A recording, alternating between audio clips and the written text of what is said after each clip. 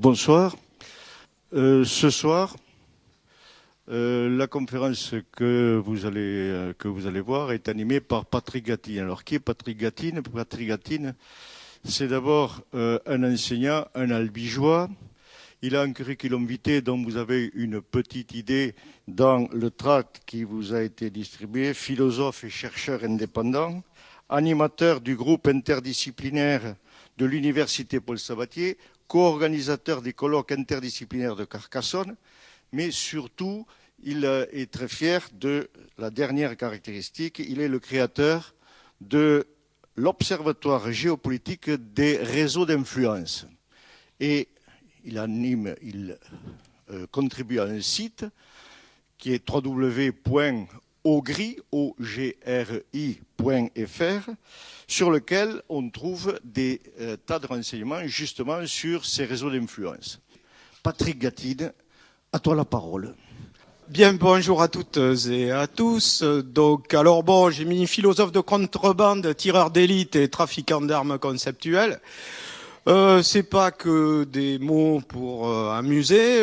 Philosophe de contrebande, je participe à toute une activité pluridisciplinaire qui est d'ailleurs parrainée par Edgar Morin.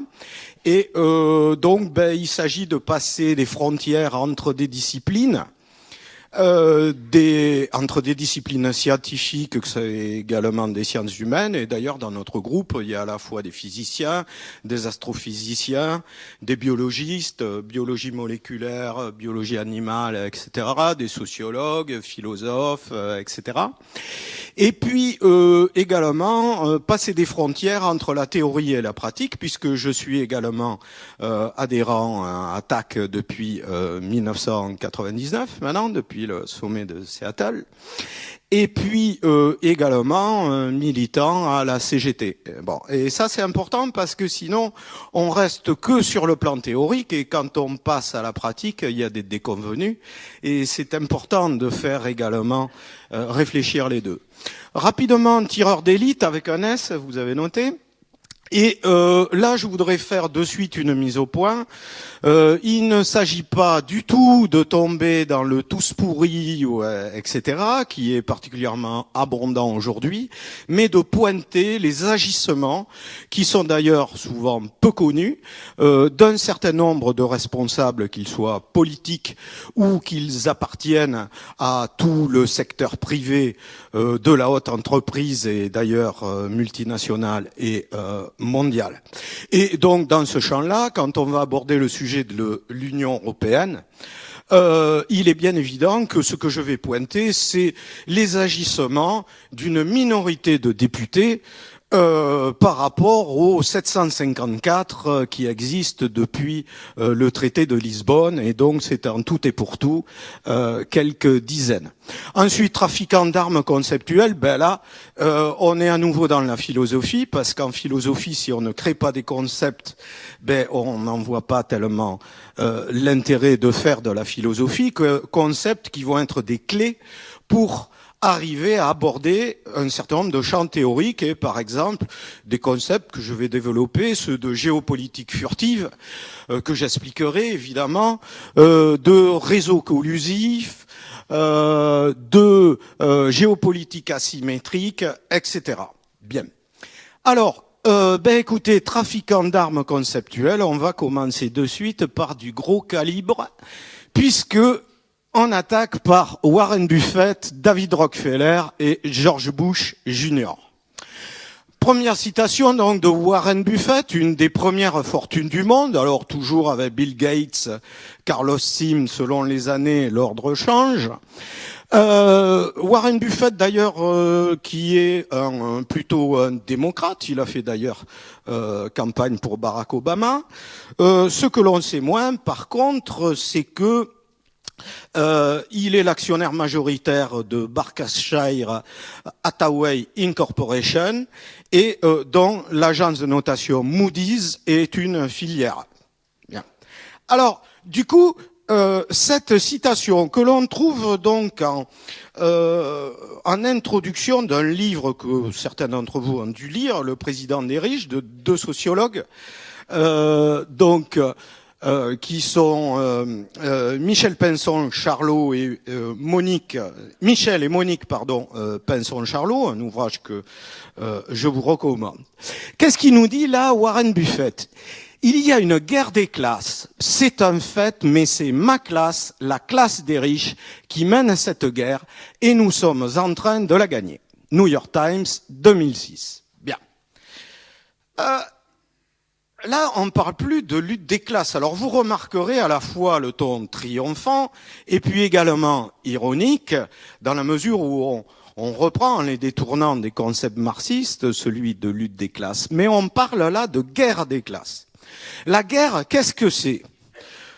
Tout le monde immédiatement dit, moi je sais, c'est un affrontement de troupes et qui laisse pas mal de cadavres sur place, etc. Oui, mais la guerre est un processus qui n'a cessé de se métamorphoser. C'est ce que l'on découvre d'ailleurs quand on lit l'Iliade d'Homère. De quoi s'agit-il ? Depuis une douzaine d'années, on a les troupes grecques qui font le siège de la cité de Troie et qui n'arrivent pas à investir cette ville. Et puis, il y a même les plus grands héros comme Hector qui sont restés, Patrocle de l'autre côté, et rien n'y fait. Et puis, il y a un type qui s'appelle Ulysse aux 1000 ruses, Ulysse aux 1000 expédients, nous dit Homère, qui, en plus, est terriblement amoureux de sa femme, et il faut toujours se méfier des types qui sont amoureux, et qui dit, voilà, maintenant, il faut que ça cesse. Et qu'est-ce qu'il fait ? Qu'est-ce qu'il imagine ? À l'époque, le système d'armement le plus redoutable, c'est le char léger, avec donc un char, un cheval devant, un aurige qui dirige le char, et puis un guerrier derrière qui fait le nettoyage. Or ça n'a pas marché. Donc qu'est-ce qu'il fait ? En fait, il réagence tout ça. Il construit un énorme cheval en bois qui met sur un char, et le guerrier, il le met dedans. Et il n'y en a pas qu'un, il y en a tout un commando de choc. Mais il reste plusieurs problèmes à régler. Celui de la motricité et évidemment celui de la guidance. Alors là, il imagine autre chose, il dématérialise la guerre. C'est-à-dire que toutes les troupes que les Troyens voient tous les matins depuis leurs murailles, eh bien, ce qu'il va faire, il va faire virer toutes ces troupes, les mettre en embuscade un petit peu plus loin, si bien que les Troyens, le matin, quand ils se lèvent, ils voient ça, c'est un cadeau de Poséidon, ce qui va lui valoir d'ailleurs à Ulysse énormément de problèmes pour revenir à Ithaque, parce que là, il s'attaque à un tabou divin. Jusque-là, c'était les dieux qui étaient maîtres des apparences. Et ce qui se passe, les Troyens, eux-mêmes, vont amener ce cheval, donc le guider et le tirer dans leur cité. Ce faisant, Ulysse a créé la première arme furtive. C'est-à-dire qu'il ne produit pas l'information de sa propre existence. C'est ça, vous prenez un avion de chasse furtif, c'est pas son système d'armement ou sa vitesse qui compte, c'est le fait qu'il ne produise pas l'information qu'il existe. Sur cette base-là va se développer, si vous voulez, une métamorphose de la guerre qui va durer jusqu'à 45, où là, on va arriver quand même à une apothéose, une politique de décivilisation mondiale et globale, comme l'est d'ailleurs toute guerre, une politique de décivilisation, et qui va se terminer dans, toute la partie évidemment génocidaire dans les camps d'extermination, mais également par la double explosion d'Hiroshima et de Nagasaki. À ce moment-là, la guerre, à nouveau, se métamorphose et devient un petit peu furtive, on l'appelle la guerre froide, où on ne va pas avoir d'affrontement direct entre les adversaires, mais par des pays intermédiaires. Et là, les services secrets, CIA d'un côté, KGB de l'autre, vont être véritablement chauffés à blanc. Et puis après, chute du mur de Berlin. Fin de la guerre froide. Et alors, plus de guerre. Il semblerait que Warren Buffett nous dise qu'il y a un autre type de guerre qui se soit mis en branle, et une guerre sociale, celle-là. Sociale, évidemment, on va le voir, politique. Et une guerre sociale qui, d'ailleurs, aujourd'hui, fait énormément de victimes et de par peuple entier. Il n'y a qu'à voir le cas de la Grèce. Le taux de suicide, là-bas, qui a augmenté de 50%. Hôpitaux à Athènes qui sont à court de médicaments, etc., etc. Un pays qui est le berceau de notre civilisation. Homère et évidemment tout un lot de philosophes. Alors maintenant, il emploie le terme de classe. Alors on va réfléchir là-dessus aussi. Qu'est-ce qu'il en est, évidemment, des classes sociales aujourd'hui? Et la classe des riches, qu'est-ce qui la caractérise? Et puis ça, on le verra plus tôt dans le débat. Quel type de classe il y a en face? Bien. Seconde citation. David Rockefeller. Alors, c'est extrait de ses mémoires que vous avez là-bas. Un livre très intéressant. Alors, lui, il a été chairman de la Chase Manhattan Bank, président du groupe de Bilderberg, président honoraire du Council on Foreign Relations, réseau d'influence sur le plan diplomatique et des relations internationales qui est très important, et puis président fondateur de la Trilateral Commission avec Henry Kissinger, secrétaire d'État insubmersible, puisque il a alterné de ces fonctions-là aux affaires étrangères, à la fois dans le camp démocrate et dans le camp républicain. Et puis le troisième, c'est Zbigniew Brzezinski. Oh, quand vous parlez de ça, déjà, on vous dit, oh là là, théorie du complot. Si vous allez sur Internet, évidemment, vous entendez parler de complot franc-maçon, complot Illuminati, complot juif, etc., etc. Bon, on va voir que c'est pas la peine de se chercher des complications, que ce soit Giordano Bruno, Galilée ou Copernic, ils n'ont pas refusé d'étudier les étoiles et les planètes au titre que les astrologues les étudiaient déjà. La question, c'est quelle rationalité on peut mettre là-dessus. Et là, d'un point de vue scientifique, preuve à l'appui, c'est ce que je vais faire. Et justement, qu'est-ce qu'il nous dit là-dessus? Sur une prétendue organisation mondiale. Certains vont jusqu'à prétendre que nous conspirons avec d'autres capitalistes dans le monde pour construire une structure politique et économique mondiale plus intégrée. Un seul monde, si vous voulez. Si c'est ce dont on m'accuse, je plaide coupable et j'en suis fier. Bon. Donc, déjà, au moins là-dessus, on a un élément, alors que je prends comme un historien, si vous voulez. C'est-à-dire que c'est lui qui le dit. Après, il faut, avec d'autres faits, recouper, parce qu'après tout, c'est qu'un témoignage. Les mémoires, on sait très bien que l'auteur a tendance à exagérer certaines choses et à en oublier d'autres.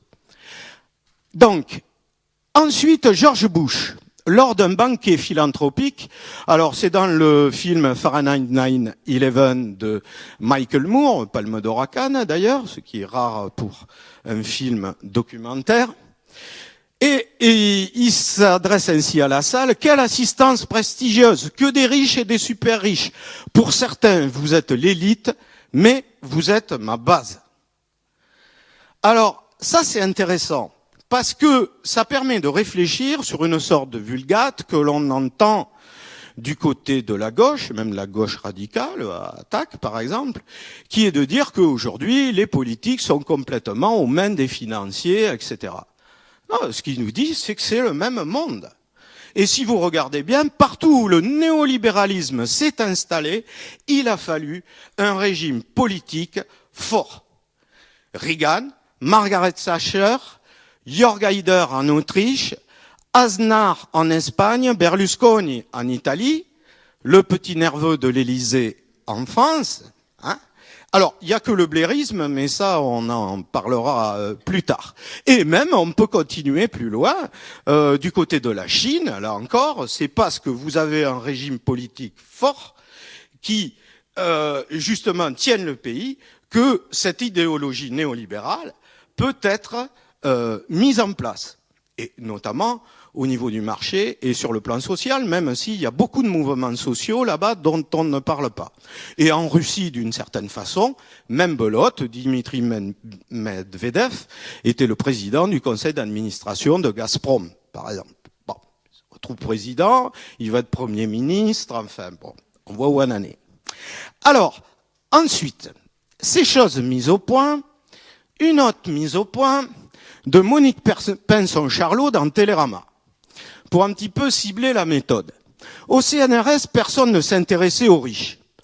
En sociologie urbaine, notamment, tous les regards se portaient sur les cités défavorisées, les jeunes des ghettos de banlieue. Dans les colloques, les séminaires, on parlait de ségrégation en mettant la tête penchée, les mines pleines de compassion. Tout cela m'agaçait au plus haut point. Il me semblait qu'on avait tort de négliger le moteur de cette ségrégation. Alors ça, c'est important parce que ça permet de voir un petit peu le raisonnement scientifique qui, lui, s'intéresse aux causes. Le problème de la sociologie, et c'est pour ça qu'en sociologie des élites, on n'a pas beaucoup de publications, et c'est une des raisons, pas la seule, il y a la qualité du livre, mais qui a fait que leur livre a eu beaucoup de succès, c'est que la sociologie des élites, des gens qui travaillent là-dedans à l'heure actuelle, en France, il y en a pas beaucoup. Et pourquoi? Parce qu'on a fait primer le raisonnement moral, évoqué par le terme de compassion, ou par contre sur la sociologie, et je dis pas qu'il faut pas en faire, sur les classes défavorisées, sur les cités, vous allez trouver énormément de choses, mais sur les riches, et qui en plus, dont le pouvoir repose sur la discrétion, vous n'allez pas avoir beaucoup de recherches. Donc ça c'est important, et moi, je vais fonctionner comme ça. Comment ça marche? Point. Le reste, le jugement moral, on verra ça après.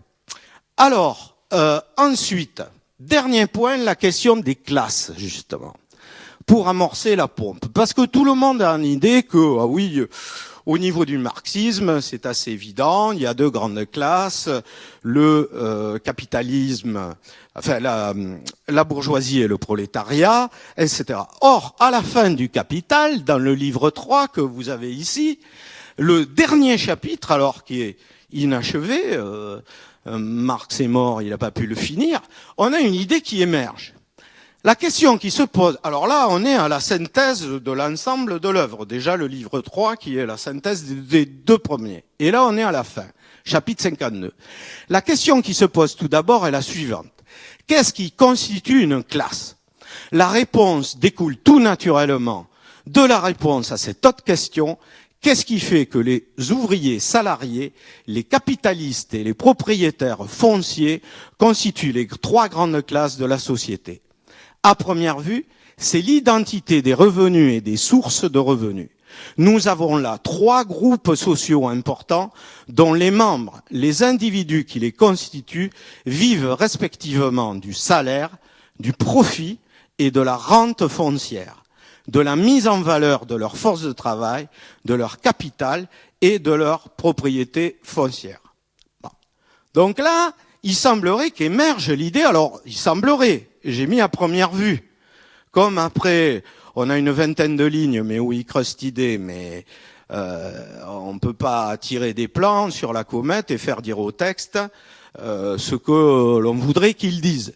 Mais néanmoins, vous remarquerez cette idée, évidemment, qui est à la base du capital, du procès de production et du procès de la plus-value, et où il apparaît pour lui que, sans doute, il y a trois classes sociales, et notamment la dernière basée sur la rente.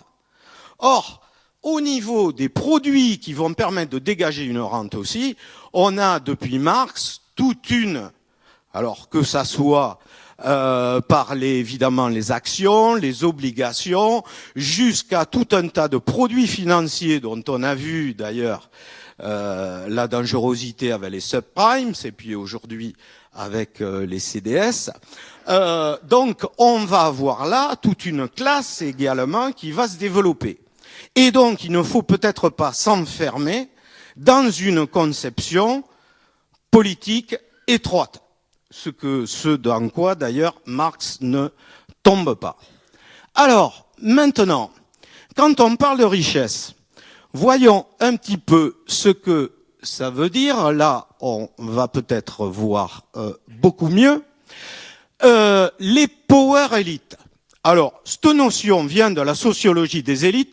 Je voulais vous faire un speech là-dessus, et puis de toute façon, je vais pas avoir le temps. Mais je vous signale d'ailleurs un livre qui est pas mal là-dedans. C'est Éléments de la sociologie des élites de Jacques Conan-Hutter, qui est très bien. Et donc, les power élites, c'est quoi? C'est les élites de pouvoir. C'est le moment où la richesse devient un pouvoir financier et politique. Dans la première partie du document, donc celle-ci, ça c'est, on trouve ça maintenant dans pas mal d'endroits, c'est la comparaison du chiffre d'affaires. Alors sur un an, il faut préciser ce que l'on compare. Donc des plus grandes firmes, donc multinationales, avec les PNB de pays. PNB, c'est cumulé. Et on s'aperçoit que eh bien, par exemple, le chiffre d'affaires d'ExxonMobil, pétrole, est de 291,3 milliards de dollars et le PNB de la Belgique est de 322,8. Donc déjà, à ce niveau-là, on voit que sur le plan géopolitique, les firmes multinationales ont un poids politique de par leur poids financier qui est considérable. Par exemple, les échanges entre la Chine et Walmart, vous voyez, qui arrive en second, est supérieur aux échanges entre la Chine et la Grande-Bretagne. Quand le président de Walmart arrive en Chine, il est reçu comme un chef d'État. Et d'ailleurs, sur ce rôle politique, là aussi, les mémoires de David Rockefeller sont vraiment intéressantes, à recouper avec celles de Kissinger d'ailleurs. Ensuite, dans un second temps, là ce que j'ai comparé, alors c'est les fortunes privées avec les PIB des États. Et on s'aperçoit que la fortune de Bill Gates est comparable à celle due au PIB, au PNB, pardon, du Maroc. Celle de Warren Buffett avec celle du Vietnam. Également ici, alors vous avez les Français ici, Bernard Arnault, alors ça c'est les chiffres 2006. Le Bernard Arnault, eh bien, il a une fortune comparable au PNB de la Bulgarie, Bettencourt à celle du Soudan, etc. Le don de Warren Buffett à la fondation Bill et Melinda Gates, qu'il va lui faire en plusieurs versements, 35 milliards de dollars, ça équivaut au PNB de la Slovaquie. Du coup, ces fondations, alors là, je voulais faire une intervention là-dessus, j'ai pas le temps non plus, mais qui sont apparues au début du XXe siècle, c'est pas nouveau, vont avoir un poids géopolitique considérable. Puisque la fondation Bill et Melinda Gates, au début, c'était pour réduire la fracture numérique. Aujourd'hui, elle est davantage basée sur la santé et la vaccination. Leur budget est de 40 milliards de dollars, c'est 10 fois le budget de l'OMS. Donc, vous voyez que là, en plus, non seulement c'est un pouvoir politique considérable, mais en plus, Bill Gates a fait appel aux centaines de milliardaires américains pour donner 50% de leur fortune, et le montant escompté est 600 milliards de dollars.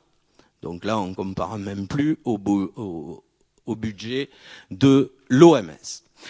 Et la morale de cette histoire, c'est un peu Jean-Jacques Rousseau qui va nous la donner, dans un texte d'ailleurs peu connu et vraiment à découvrir, qui s'appelle Le discours sur l'économie politique, où il nous dit ceci: c'est donc une des plus importantes affaires du gouvernement de prévenir l'extrême inégalité des fortunes, non en enlevant les trésors à leurs possesseurs, mais en ôtant à tous les moyens d'en accumuler, ni en bâtissant des hôpitaux pour les pauvres, mais en garantissant les moyens de le devenir. Bien, on pourrait méditer donc là-dessus, et quand on parlera vraisemblablement dans le débat des solutions. Alors, maintenant, ces élites de pouvoir, power élites, elles sont la combinaison de deux types de pouvoir. Là, je vais critiquer peut-être le seul aspect sur lequel je serai critique dans le bouquin des Pinson-Charlot, mais c'est pas le seul. Je vous signale celui-ci, qui est excellent aussi, d'Hervé Kempf, journaliste au Monde, et l'oligarchie, ça suffit, vive la démocratie. Ce concept d'oligarchie que l'on entend un petit peu partout. Bon, en fait, alors c'est rassurant parce que ça donne une idée de groupe, de phénomène qu'on peut contenir, un nombre limité de personnes. Mais c'est pas si simple. Ainsi, le sociologue américain Charles Wright Mills a développé l'idée de polyarchie. Comment fonctionnent les élites de pouvoir? C'est la combinaison de deux types d'élites. Des élites stratégiques, dont le but est de la conquête du pouvoir. Leur pouvoir repose sur un pouvoir relationnel, c'est-à-dire on construit des réseaux. Et ensuite, les élites traditionnelles, leur but c'est l'héritage et d'ailleurs la transmission du pouvoir. Et donc, eux, ils reposent davantage sur un pouvoir substantialiste. Bon. Ces deux types d'élites, d'ailleurs, peuvent être en conflit. Par exemple, dans la première période bling-bling du petit nerveux de l'Élysée, eh bien, ces élites traditionnelles ont été très critiques dans l'affaire de l'EHPAD, avec le prince Jean, également. Bien. Donc, et si vous regardez les conflits qu'il y a eu entre Nicolas Sarkozy de Najiboksa et le baron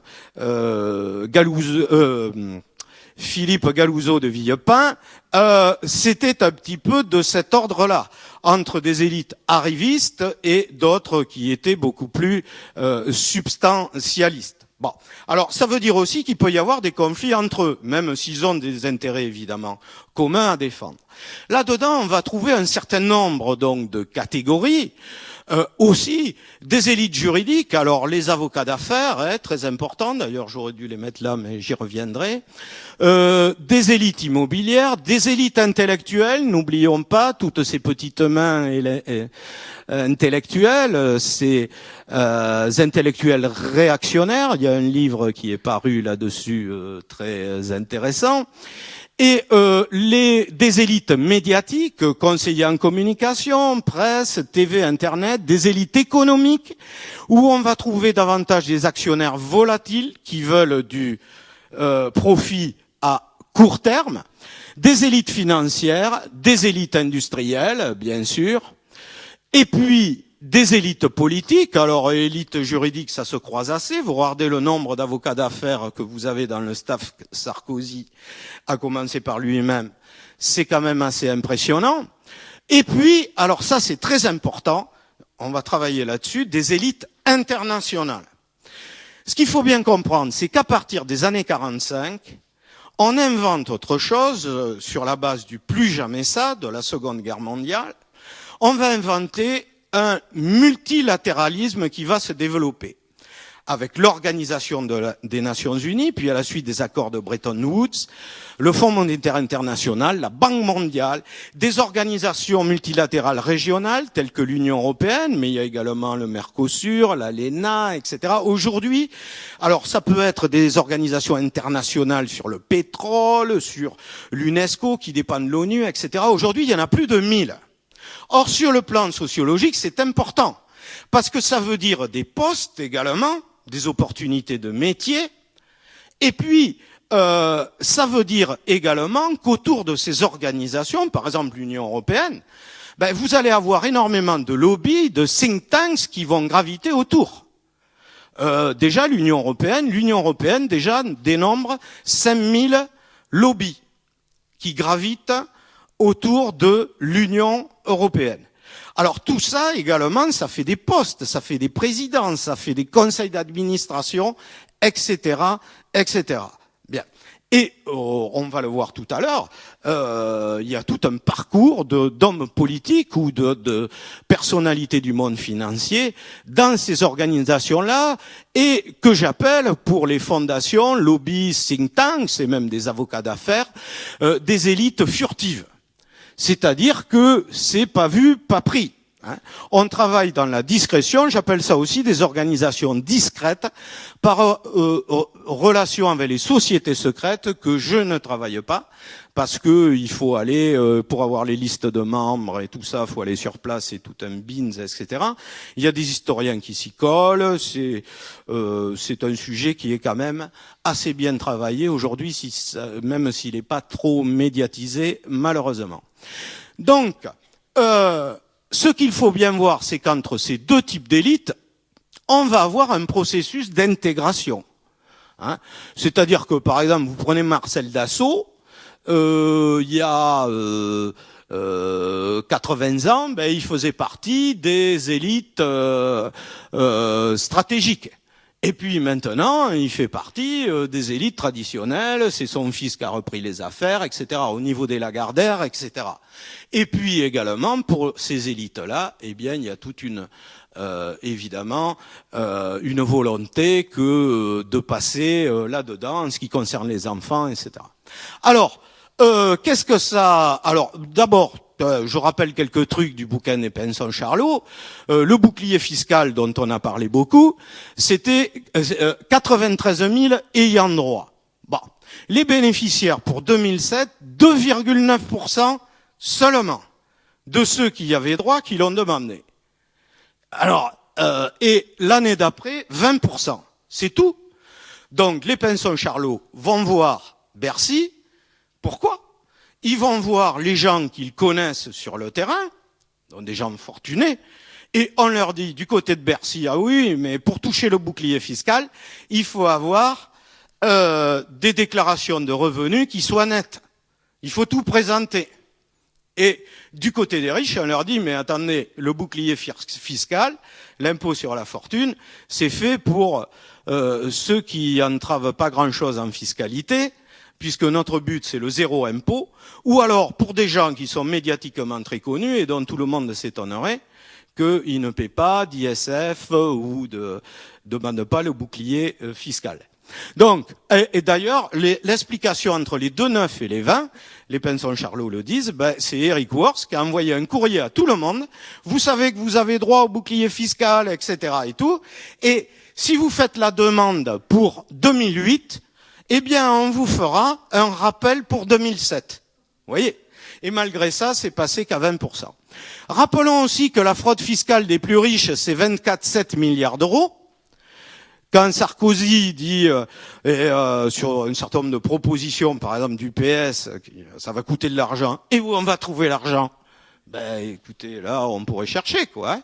Il y en a à récupérer. Le trou des caisses de retraite, d'ailleurs, c'est 30 milliards d'euros, donc vous voyez, sauf que là, c'est par an. Hein. Ensuite, l'essentiel, on le sait, ça a des revenus, puisque leurs revenus, beaucoup, ça va être basé sur des placements. C'est Power Elite. Alors que les revenus du travail ont été multipliés par 2 en 20 ans, ceux des actions ont été multipliés par 13. Ce qui explique aussi que on est inflation aujourd'hui de milliardaires en dollars. Alors maintenant, les conseils d'administration, j'ai réalisé ce document qui m'a demandé d'ailleurs pas mal de travail. La finance, le réseau des dirigeants du CAC 40 centré sur les sociétés financières, la finance et le profit individuel au cœur d'une stratégie en réseau. Bon. Le CAC 40, c'est des conseils d'administration, évidemment, et des conseils de surveillance, d'ailleurs aussi, dans lequel on va avoir un certain nombre de personnes. Alors, comment ça fonctionne ? Plus les disques sont gros ici, plus on a des sociétés nombreuses. Bien. Les institutions financières, elles sont au nombre de 5. Encore que Dexia, ce document, c'était sur des données qui doivent être ici, 2010 ou 2008, je ne me rappelle plus. Et donc Dexia a été sorti du CAC 40 avant, quand il y a eu la première crise financière. Et bon, maintenant, écoutez, vous connaissez sans doute, où c'est que je l'ai mis ce truc, je l'ai plus là. Voilà, c'était la couverture de Libération que j'ai ici. Dexia donc est en banqueroute. Ça va être adossé à la Caisse des dépôts et consignations, la banque qui a ruiné 5000 communes, donc en vendant des produits extrêmement toxiques à un certain nombre de collectivités locales. Bon, après on pourra en parler. J'ai toute sur l'Albigeois là, j'ai toute la liste avec les montants. Il y a Albi, il y a Saint-Juéry, il y a etc. etc. Donc ensuite, vous voyez donc que ces sociétés du CAC 40 sont reliées. Alors, les 5 sociétés financières du CAC 40 sont reliées à 76% des autres sociétés du CAC 40 par les fonctions croisées de leurs dirigeants, c'est-à-dire qu'ils vont apparaître dans plusieurs conseils d'administration. Alors, ça montre évidemment que la finance est au cœur du système, mais que ces conseils d'administration, c'est un véritable réseau, et un réseau stratégique. En plus, sont associés aux 2 plus grosses sociétés financières, BNP Paribas et AXA, des think tanks, donc l'Institut de l'entreprise pour BNP Paribas, et puis pour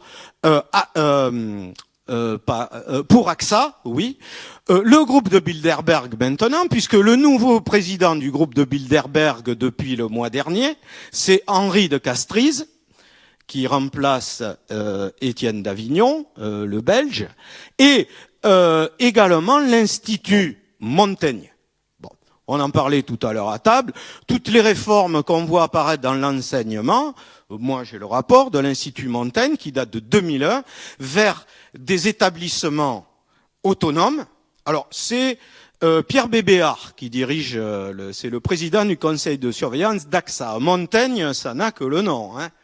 Montaigne, il doit se retourner dans sa tombe et certainement leur souffler à l'oreille une de ses formules dans ses pensées qui s'adapte tout à fait à la politique de l'Institut Montaigne, bien curieuse médecine en vérité que celle qui s'attache à rendre la santé maladive pour rendre son propre commerce indispensable. Et donc dans ce rapport, eh bien, vous y trouvez les proviseurs qui doivent recruter leurs enseignants. Pour ça, au préalablement, il faut qu'ils puissent les évaluer. Donc, ça devra basculer. Le conseil pédagogique qui vient d'être créé, là, on l'appelle dans ce rapport-là le conseil stratégique. Il convient que le proviseur s'entoure d'une équipe, d'un personnel pédagogique proche de ses vues. Au moins, c'est dit clairement, et quand on voit sur le terrain comment ça fonctionne, on n'en est pas loin. Bref, ce qu'il faut voir aussi, c'est une concentration de personnalités là-dedans. 98 personnes détiennent 43% des droits de vote à la totalité des conseils d'administration du CAC 40. Donc une concentration, là aussi, au niveau stratégique. Un administrateur perçoit en moyenne 55 000 € par an. C'est ce qu'on appelle les jetons de présence. C'est pas des jetons en plastique, là. Ça pèse. 79 000 € pour ceux qui président le comité d'audit. Mais la loi limite à 5 mandats la participation à des conseils d'administration différents pour une même personne. Y déléguer son fils ou sa femme permet de contourner la loi. J'avais prévu d'analyser le conseil d'administration de Total, on n'a pas le temps, mais c'est il y a des cas flagrants. Mais vous allez voir qu'il y a d'autres façons de contourner la loi. Et Fols, par exemple, ex-patron de PSA, cumule 5 mandats qui lui ont procuré 211 000 € en 2008 par an. Alors, on va voir un cas de figure, autre chose. Maintenant, ce qu'on va voir, c'est que non seulement les entreprises, c'est des réseaux stratégiques, mais les personnalités elles-mêmes sont des hommes réseaux. Ça s'appelle les rhizomes, là. Vous savez, comme les bambous, mais rhizomes, j'ai mis un H au milieu. Donc, on va s'intéresser à Michou les bons tuyaux, Michel Pebreau. Alors, président, il vient de passer la main, hein, d'ailleurs, de BNP Paribas. Vous n'avez jamais voté pour lui et il vous l'a bien rendu. Donc, lui, il est présent dans toutes ces sociétés. Vous voyez, il a ses 5 mandats au maximum, hein, en France. Lafarge, Saint-Gobain, Total, AXA, Galeries Lafayette. Mais, il est dans les conseils d'administration de toutes ces sociétés à l'étranger. La Federal Reserve Bank of New York, c'est pas l'épicerie du coin, aux États-Unis, en Chine, de cette organisation, je peux pas bien lire, c'est à Shanghai, hein. Ensuite, en Suisse, Pargesa Holding, à Singapour, la Monetary Authority of Singapore, là, ici au Maroc, dans cette banque de commerce et d'industrie. Mais c'est pas tout.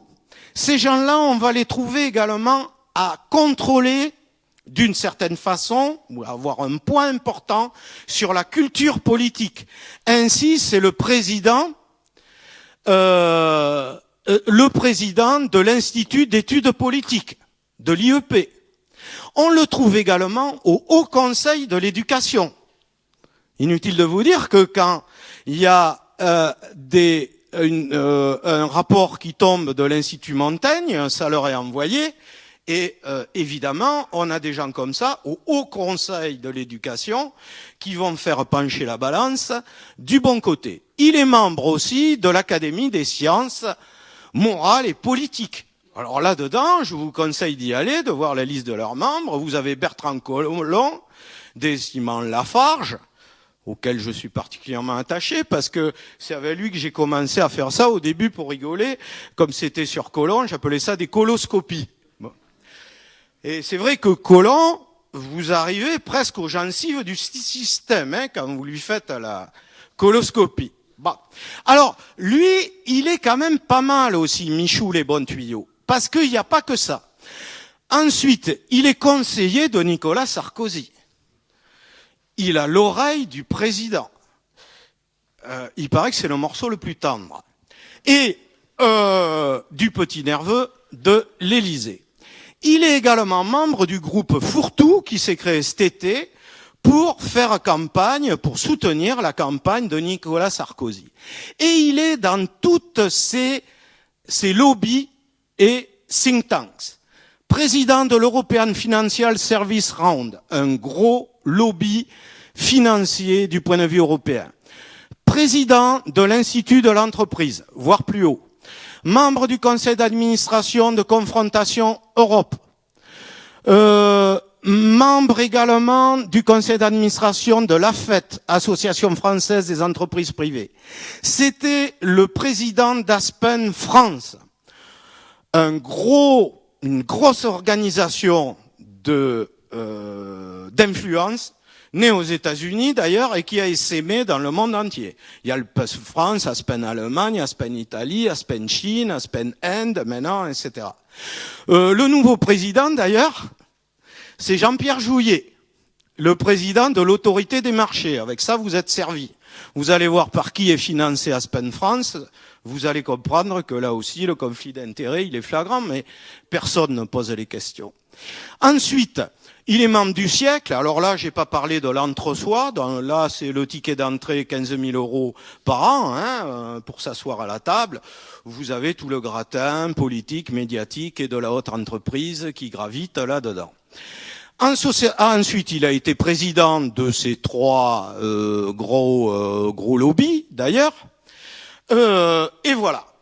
Donc, vous voyez qu'un homme, également, c'est un réseau. On est en plein dans ce dont on parlait tout à l'heure, au niveau de la polyarchie des élites stratégiques.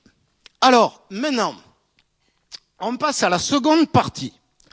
Donc là, ce que j'ai essayé de montrer, c'est que avant, la notion d'oligarchie pouvait être limitée et que c'était plus compliqué. Maintenant, je vais prendre un cas particulier, étudié à partir de l'exemple de la réforme actuelle du contrôle financier européen. Donc, je vais montrer le poids des lobbies, documents à l'appui, dans les prises de décision et également dans même les propositions et les idées. Alors, pour ça, il faut savoir comment ça fonctionnait avant. Donc avant 2010, la structure européenne de contrôle financier, mais qui est vue par rapport au schéma européen. Alors ça aussi, je l'ai fabriqué. Et ça m'a demandé pas mal de recherches. Parce que impossible à trouver ça. Au début, on pourrait dire, voilà, organigramme, contrôle financier, on devrait trouver des choses. Or non. Tout ça, pour beaucoup de gens, il n'y a que les agences de notation et terminé. Or, c'est un peu plus compliqué. Alors, on va tourner comme ça, mais je vais faire ça vite. Les agences de notation, au cœur, évidemment, les marchés financiers, les autorités de marchés financiers des pays nationaux, les sommets mondiaux, G7 au début, puis G20 aujourd'hui, mais il faut préciser que les représentants de la Banque mondiale, par exemple, c'est Robert Zoellick, du Fonds monétaire international, aujourd'hui c'est Christine Lagarde, et de l'OMC, monsieur Pascal Lamy, et de l'Union européenne, monsieur Barroso, sont présents à tous ces sommets. Et donc, ils ont créé ces deux organisations, d'ailleurs, c'est eux qui en ont l'initiative, mais il y a également celle-là. L'Union européenne, évidemment, s'est intéressée, alors avant 2010, en créant à partir de 2000, ces trois organisations pour réguler la finance mondiale, sachant que elle a quand même à veiller, l'Union européenne, à la sécurité de la BERD, la Banque européenne pour la reconstruction et le développement, de la Banque centrale européenne, bien sûr, vous avez les dirigeants là, et puis aujourd'hui du FESF, on va voir d'où vient le projet Fonds européen de stabilité financière. Alors, je commence rapidement par les agences de notation. D'abord, le problème des agences de notation n'est pas nouveau. On oublie de dire qu'elles existent depuis le 19e siècle. Elles ont été créées à la suite du crash boursier de 1837 aux USA. Alors, 1841, c'est The Mercantile Agency, qui n'existe plus aujourd'hui. 1909, Moody's Investor Service Incorporation. 1916, Poor's Publishing Company, qui fusionnera plus tard avec la Standard Statistic Company, qui est apparue en 1922. Et puis, en 1924, Fitch Publishing Company, qui s'occupe davantage du secteur bancaire et communal de ceux qui s'occupent des collectivités locales. Bon. Alors, avec ça, on n'aurait pas dû avoir la crise de 29, notez-le. Mais on l'a eu quand même. D'où, qu'est-ce qui se passe? Il y a le Congrès des États-Unis qui, en 1934, va voter la création d'un organisme fédéral qui s'appelle la SEC, Securities and Exchange, pour cadrer les activités des agences de notation. Ben. Alors, évidemment, parce que, eu égard de la crise de 29, on s'était dit, vous savez que le problème des agences de notation, c'est que c'est des boîtes privées, et donc c'est les clients qui demandent, chérie, fais-moi mal, notez-moi, etc. Bon. Et maintenant, d'ailleurs, il s'agit même d'États. Aujourd'hui, où est-ce qu'on en est? Donc, Moody's, je l'ai dit tout à l'heure, c'est une filiale de Berkshire Hathaway Incorporation, actionnaire majoritaire Buffett. Standard & Poor's est une filiale de McGraw-Hill. C'est elle qui édite d'ailleurs Business Week, journal d'affaires, un petit peu l'équivalent des Échos aux États-Unis. Et puis Fitch Ratings, qui est une filiale de Fimalac. Fitch Ratings est française. Bon. Alors, leur rôle, c'est évidemment d'évaluer et de produire un produit dont on nous rabat les oreilles et sans lequel rien ne marche, la confiance. La confiance qui est à la base des transactions d'un escroc. S'il n'établit pas la confiance par rapport à celui qui va escroquer, ça ne peut pas fonctionner. Ça devrait déjà alerter. Alors, par la suite, est-ce que ça a fonctionné? Ben, on sait que non. Première chose, Enron, AAA, ça plonge. WorldCom, AAA, ça plonge. Ensuite, les subprimes, triple A, produits financiers, ça plonge. Le fonds Madoff, pas triple A, parce que lui, évidemment, il n'a pas demandé à être noté.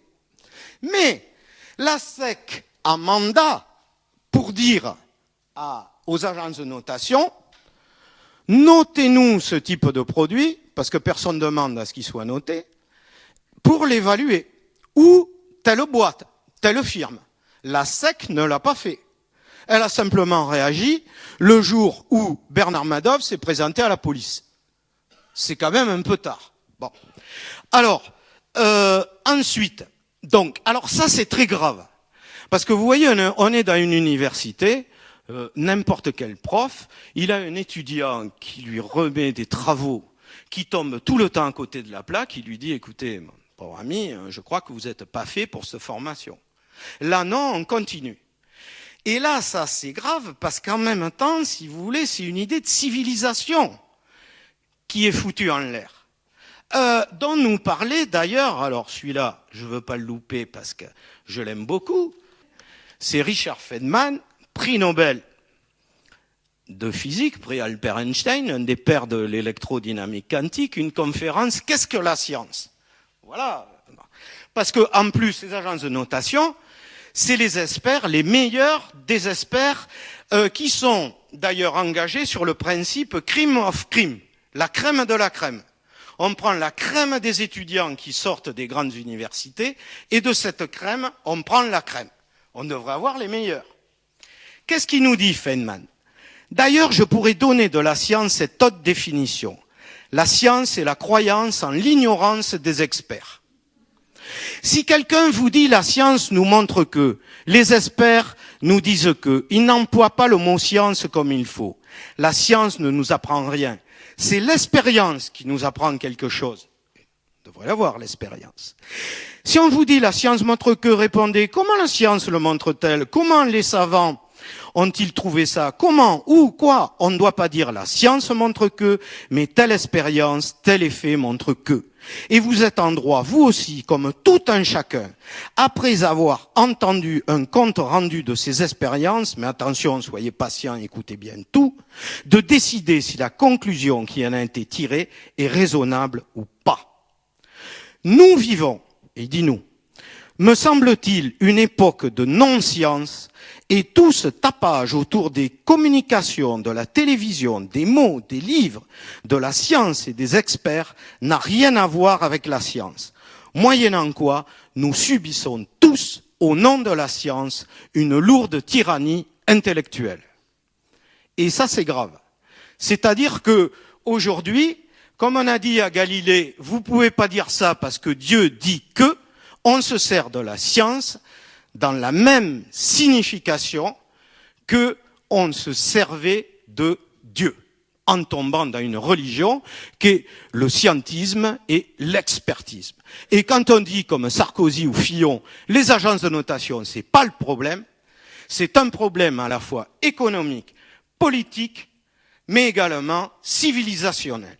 Parce que c'est à la civilisation des Lumières que nous tournons le dos en continuant à faire confiance à ces gourous de l'évaluation qui ne cessent de se tromper et à les vénérer.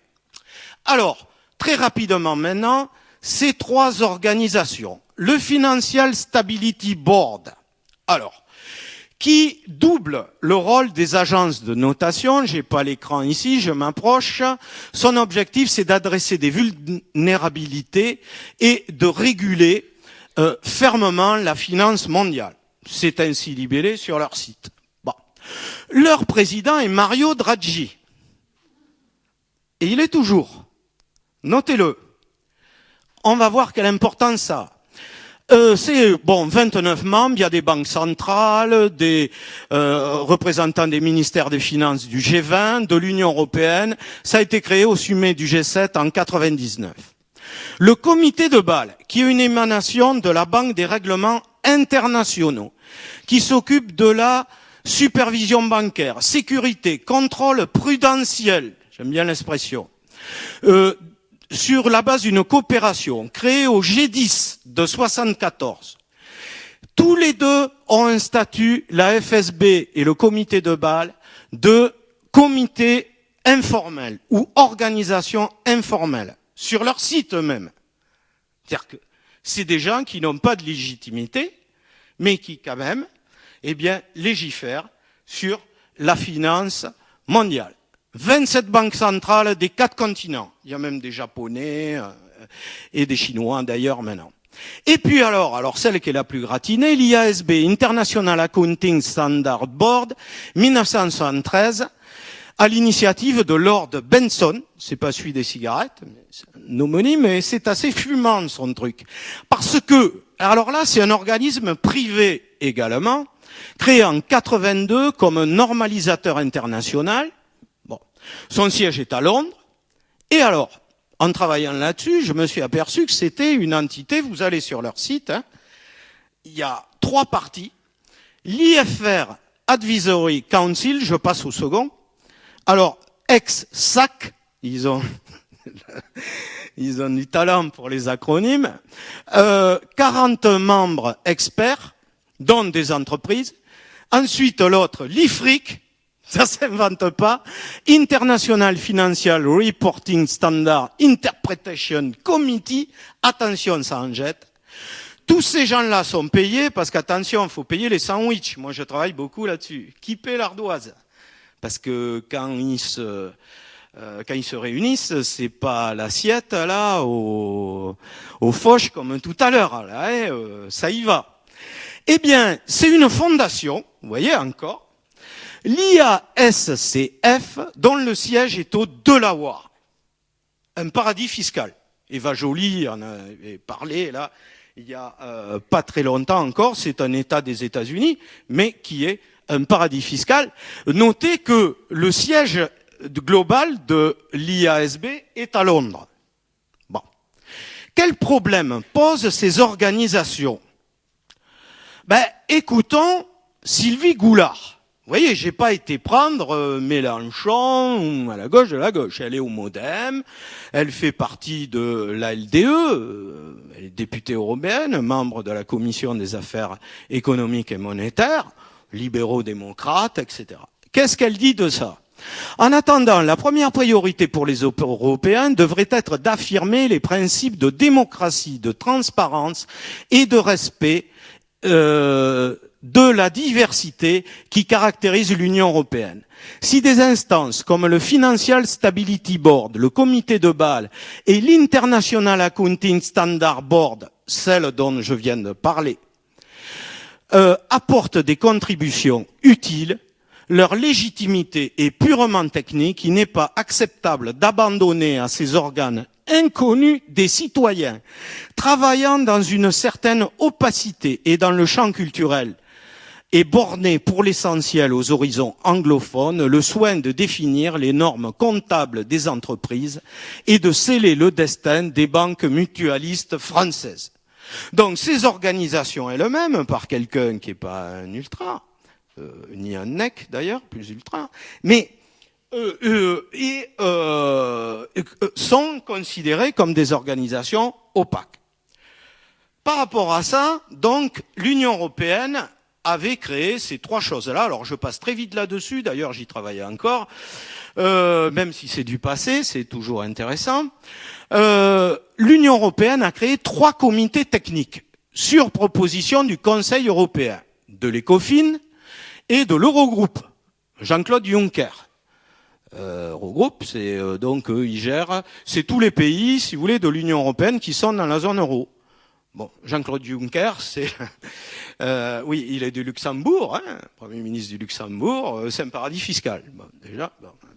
Alors, ça a été créé. Alors là, c'est un truc de fou. Sur proposition d'un obscur réseau d'influence qui s'appelle le Committee of Wise Men. Pardon. Je me dis, mais qui c'est ces types? Et puis alors, il y avait toujours des majuscules. Bon. J'ai trouvé sur des papiers, alors je les ai, de la Commission européenne, référenciés, Committee of Wise Men, etc. Mais qui c'est ces mecs? Alors, ça veut dire les hommes avisés, en gros, les hommes érudits. Et puis, c'est autre chose. C'est un truc de fou. C'est dans l'ancien Vous savez que dans dans les évangiles, les rois mages n'existent pas. C'est des évangiles apocryphes qui sont parus après, dont on ne sait pas trop qui les a écrits, que l'on entend parler de Melchior, Gaspard et Balthazar. Dans les évangiles, on parle de wise men, donc c'est l'expression en anglais, des hommes qui ont été avisés par une étoile que le petit Jésus, merveille du monde, était né à tel endroit, qu'il fallait suivre l'étoile, etc. Vous voyez. Alors, pour trouver des choses sur ce comité, qui est peut-être dissous aujourd'hui, mais j'ai des doutes, parce que le rapport Larosière, dont je vais parler tout à l'heure, il se trouve que Larosière, c'est à la fin du rapport, a rencontré le baron Lamfalussy, et c'est à la fin du rapport, et donc qui était celui qui s'occupait de ce truc-là, des wise men. Toujours est-il que de ça émane la directive MIFID et 3 comités techniques, un pour les banques à Londres, un pour les marchés à Paris et un pour contrôler les pensions et assurances, donc, et qui va être à Francfort. Et puis, évidemment, arrive la crise économique et on s'aperçoit que cette machine-là n'a pas fonctionné. Donc, qu'est-ce qui se passe? Eh bien, ce qui se passe, c'est pas compliqué, c'est que Barroso va demander à un certain Jacques de Larosière de créer un groupe de haut niveau sur la supervision financière, donc qui va être créé en 2008, et donc pour faire des propositions pour réformer ce système-là. Alors, le rapport Larosière, vous l'avez donc ici, groupe de haut niveau sur la supervision des finances dans l'Union européenne, présidé par Jacques de Larosière, et ensuite, j'ai ça, le groupe de Larosière. Alors vous voyez, moi je travaille sur des trucs comme ça. Faut être tordu quand même. Jacques de Larosière, président, et puis après des gens, je ne sais pas si vous les connaissez, Leszek Balcerowicz, Ottmar Hissing, Rainer Massera, Callum McCarthy, Lars Nyberg, José Pérez, j'ai dit celui-là je le connais, il appartient à notre groupe, il est astrophysicien, parce que José Pérez, lui j'ai galéré, parce que c'est un peu comme Pierre Martin, si vous voulez, en espagnol, quoi. Vous tapez ça sur Google, vous avez 10 000 pages. Et Onno Ruding, celui-là je le connaissais déjà. Alors donc, qui sont ces élites qui sifflent sur nos têtes? Quel est ce groupe Larosière? Tout pouvoir confondu. Vous allez voir pourquoi. Jacques de Larosière, d'abord, qui c'est? Au départ, un type très compétent au niveau de la finance internationale. Ex-directeur général du FMI, ex-directeur de la Banque de France, ex-directeur de la BERD, Banque de développement européenne, conseiller de Michel Peibereau, qui est lui-même conseiller de Nicolas Sarkozy. Notez-le, dans ce monde-là, tout le monde se tient par l'oreille. C'est le morceau le plus tendre. Et alors là où ça se gâte, déjà, coprésident d'Eurofi. Eurofi, vous allez sur leur site, c'est un des plus gros lobbies financiers européens. Alors déjà, Barroso demande à ce type-là de faire un rapport. Ce type-là est président de ce lobby-là. Problème. Ensuite, il est membre émérite du groupe des 30, le G30. Alors attendez, moi on m'a appris à compter étant petit. Plus grand, ça a continué. Le G7, le G10, le G20, mais le G30, on m'a jamais appris. Qui c'est que ce G30? Écoutez, ça vaut le coup, on va passer directement là pour gagner du temps. On va aller voir la liste de leurs membres, et de suite, c'est quand même pas mal. On trouve Paul Volcker, président, Federal Reserve System, ancien d'ailleurs, mais qui est chairman de toutes ces 30 personnalités.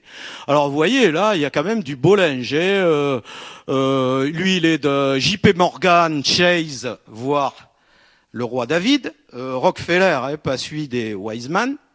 Ensuite, donc, on va voir lui, etc. Alors, Leszek Balcerowicz, c'était le second sur la liste. Vous voyez? Donc, ancien président de la Banque de Pologne, etc. Ensuite, on va pas tous les détailler. Mario Draghi. Ah ben dis donc, il fait partie de ce réseau-là. Et ça fait un moment, hein. Dudley, Feldstein, Ferguson, on va voir, là, on va trouver des gens. Je voulais en voir un. Ah ben Jean-Claude Trichet aussi. Alors, vous allez sur leur site maintenant, sur le mien, là, l'Ogri, vous verrez le réseau à découvrir. Maintenant, j'ai fait une nouvelle rubrique, donc vous allez sur leur site, et vous verrez que ça a passablement changé. Ils viennent, ces vieux de la semaine dernière, Trichet, prendre la présidence du G30. Il est plus au FMI, et il est dans cette organisation. Alors, qu'est-ce qu'ils font? C'est tous les gens qui comptent sur le plan mondial, au niveau de la banque privée et de la banque publique, qui produisent des analyses, des rapports, etc., dont ils inondent, évidemment, les institutions financières et notamment l'Union européenne. Vous voyez, il y a même un Chinois, gouverneur de la Banque de Chine, etc., japonais, etc.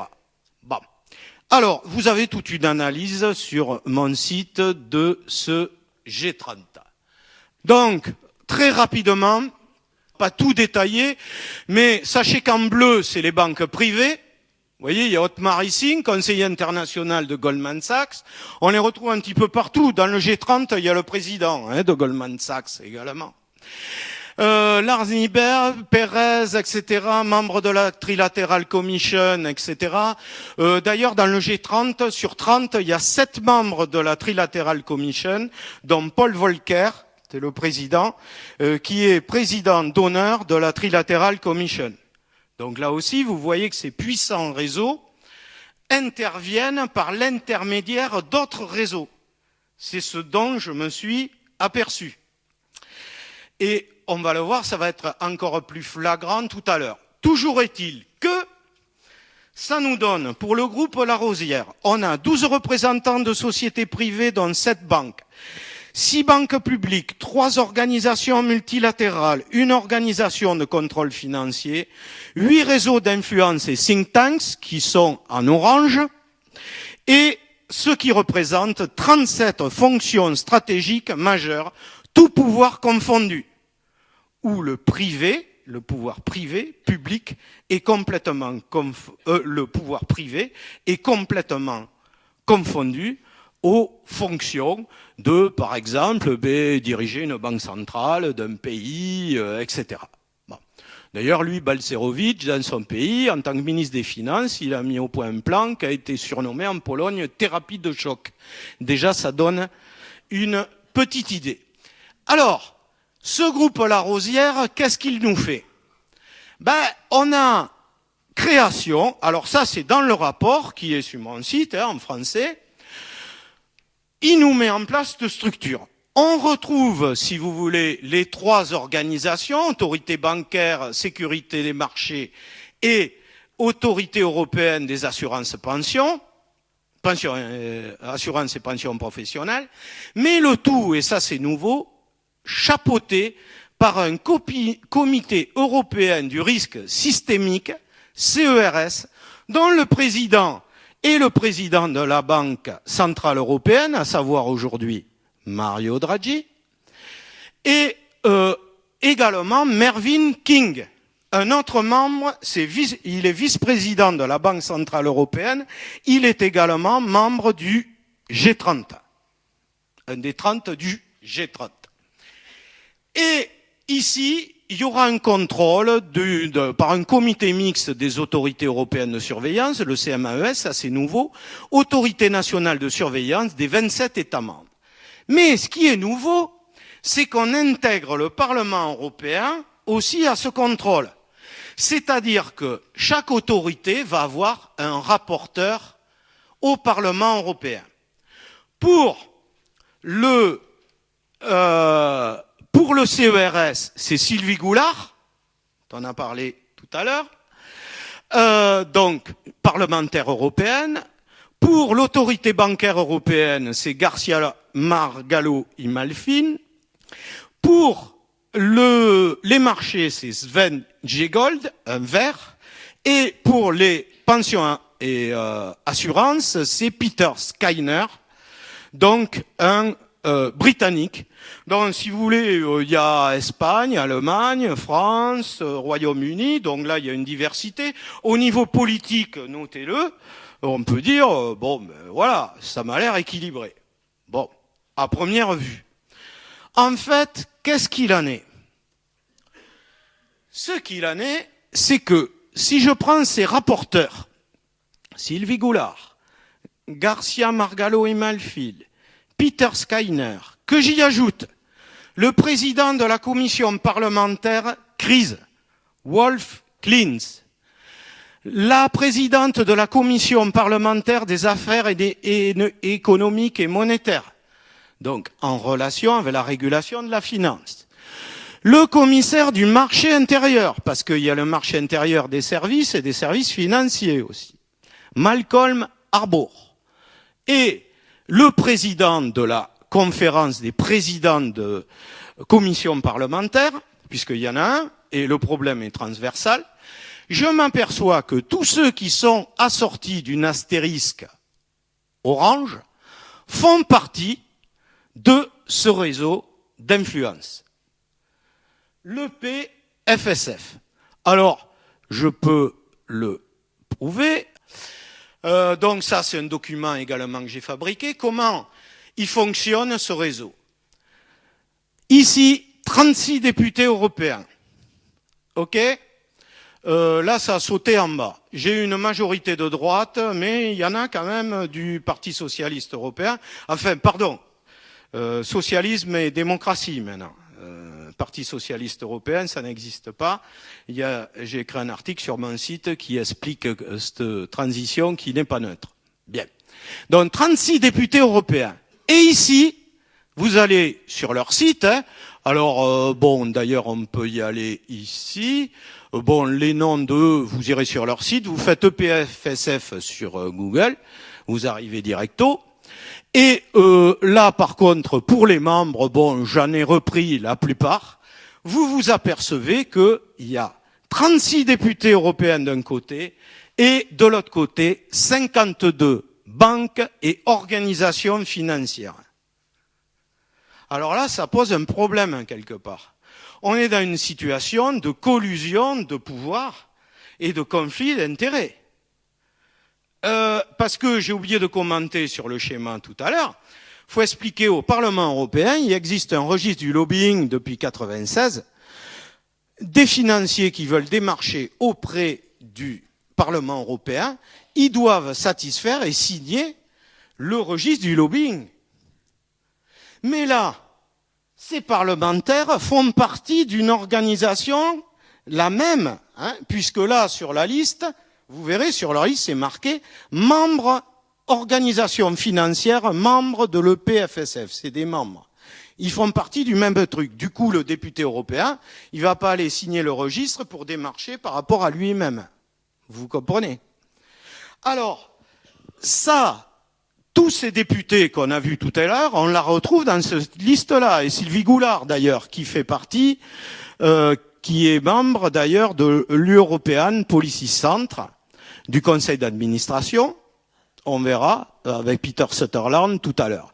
Toujours est-il que dans ces organisations financières, je trouve deux sociétés de clearing, Euroclear et LCH Clearnet, c'est le nouveau Clearstream, donc qui ont quand même une nature assez opaque. Ensuite, une société boursière transatlantique, le NYSE Euronext, c'est-à-dire le New York Stock Exchange, c'est les bourses de New York, qui ont fusionné pour former une autre organisation, avec Euronext, c'est les bourses, en gros les bourses européennes sauf la City de Londres et les bourses allemandes. Et les bourses allemandes, d'ailleurs, vont intégrer ce truc-là. Et puis une agence de notation, Standard & Poor's, qui d'ailleurs était dans la liste, j'ai oublié d'en parler, des contributeurs financiers du G30. Parce que là aussi, ce G30, vous regardez la liste des membres financiers, eh bien vous avez les plus grandes banques, Goldman Sachs, Chase Manhattan Bank, etc. Et vous avez encore Standard & Poor's là-dedans. Ça veut dire que également, ces agences de notation sont des acteurs politiques et de lobbying. Vous voyez. Et dont d'ailleurs des députés européens vont être des vecteurs.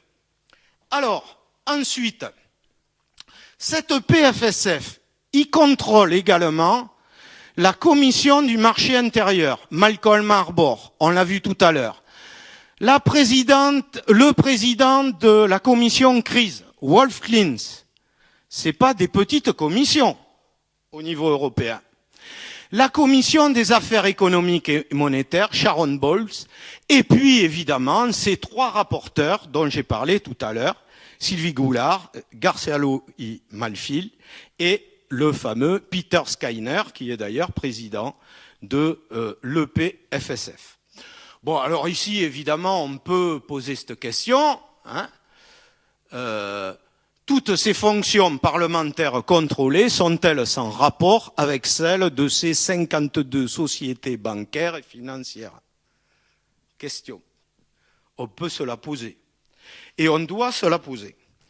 Bien, alors, épilogue là-dessus que nous allons laisser à Sylvie Goulard dans son article du Monde. Oh, c'est pénible, ça doit être par là, la croix. Oui, voilà. Ungalawa. Voulez-vous enregistrer? J'ai fait des modifications? Non, allez.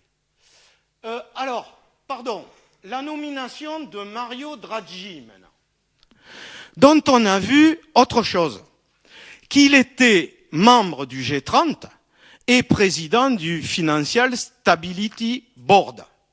Bien. Comment il a été nommé? La Banque Centrale Européenne est indépendante, vous le savez, de l'Union Européenne, sauf pour une chose, la nomination de son président. Il faut s'en occuper. Donc, il est proposé par le Conseil, la patate va à la Commission, qui approuve, ou n'approuve pas, en général elle approuve, puisque Barroso y siège également au Conseil, et ensuite, ça part au Parlement européen, et qui vote. Or, qui est celle qui a fait le rapport sur Mario Draghi pour le vote? C'est Sharon Bowles, membre encore de l'EPFSF. Alors, ce rapport est intéressant, et à mon avis, il y a lieu de l'exploiter. Parce que, qu'est-ce qu'on y trouve? Le voilà, rapporteur Sharon Bowles. Proposition de décision du Parlement européen, dont vous le voyez, c'est concernant la nomination du président de la Banque Centrale Européenne. Il y a trois parties. La proposition de décision du Parlement européen, vous l'avez là, et puis le CV de Draghi. C'est là-dessus le document qu'ont eu tous les députés. Or, je ne vois nulle part qu'il soit membre du G30. Attendez, ça, on appelle ça une obstruction, une occultation d'informations. C'est grave. Ça peut aller très loin. Qui va le dire et demander des comptes? Article 15 des droits de l'homme, tout citoyen a le droit de demander des comptes aux membres de son administration. Article 16, une société dans laquelle les pouvoirs ne sont pas séparés n'a point de constitution.